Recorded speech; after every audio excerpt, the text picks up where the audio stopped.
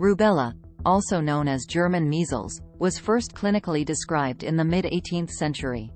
It was the German physician Friedrich Hoffmann who provided the first detailed description of rubella in 1740. The name, German measles, originated not because the disease was discovered in Germany, but because it was first described in detail by German physicians. However, it wasn't until the 20th century that the rubella virus itself was isolated. This was accomplished by Thomas Peebles and Paul Parkman in 1962, when they successfully isolated the virus from the blood of an infected child. This significant step forward allowed for the development of diagnostic tests and eventually the creation of an effective vaccine against rubella. Rubella, caused by the rubella virus, is primarily spread through the respiratory route. Here's a breakdown of the main routes of transmission. Respiratory droplets. Just like many respiratory viruses, the rubella virus is typically spread when an infected person coughs or sneezes, releasing respiratory droplets into the air. People nearby can then inhale these droplets or get them on their hands and then touch their mouth, nose, or eyes. Direct contact. Direct contact with the nasal or throat secretions of an infected person can also result in transmission. This might happen when sharing utensils or through close personal contact. Vertical transmission. Rubella can be transmitted from a pregnant woman to her fetus through the placenta. This can result in congenital rubella syndrome, CRS, which can cause a range of severe birth defects in the infant.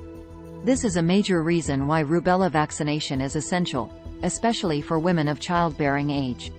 To prevent rubella transmission, vaccination is the most effective method. The MMR vaccine, which protects against measles, mumps, and rubella, has been highly successful in reducing the incidence of these diseases in regions where it is widely used. Rubella, often referred to as German measles, typically causes a mild illness, especially in children. Some people infected with the rubella virus might even remain asymptomatic, meaning they show no symptoms. However, for those who do exhibit symptoms, they generally appear 2 to 3 weeks after exposure to the virus. Common symptoms of rubella include rash. A characteristic pink or light red rash usually starts on the face and then spreads to the rest of the body. It generally lasts for about 3 days. Mild fever. A low-grade fever often accompanies the rash. Swollen lymph nodes, especially at the back of the neck or behind the ears. Cold-like symptoms, such as a stuffy or runny nose. Joint pain and swelling.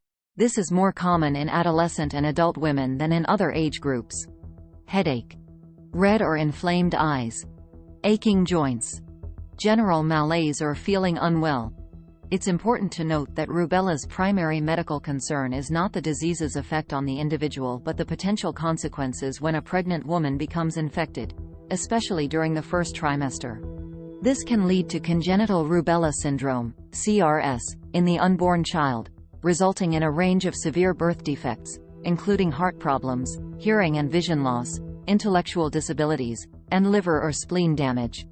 Given the risks associated with rubella during pregnancy, it's crucial for women of childbearing age to be aware of their vaccination status and, if necessary, receive a booster shot before becoming pregnant.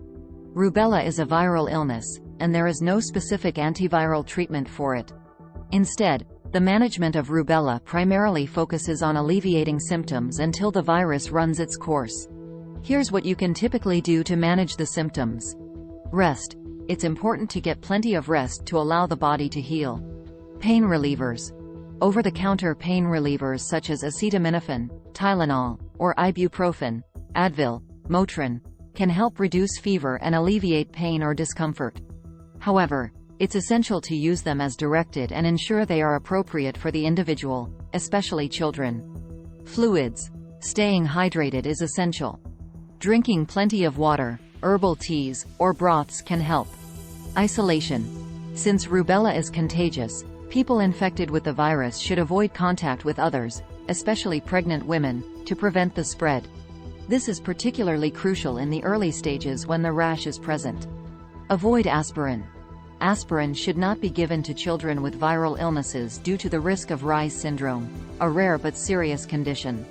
Consultation. Always consult with a healthcare professional for guidance tailored to the individual situation. It's worth noting again that the best approach to rubella is prevention through vaccination. The MMR, measles, mumps, rubella vaccine provides protection against rubella and is a standard part of childhood immunization schedules in many countries. If someone suspects they have rubella, especially if they are pregnant or in close contact with pregnant women, it's crucial to seek medical advice immediately.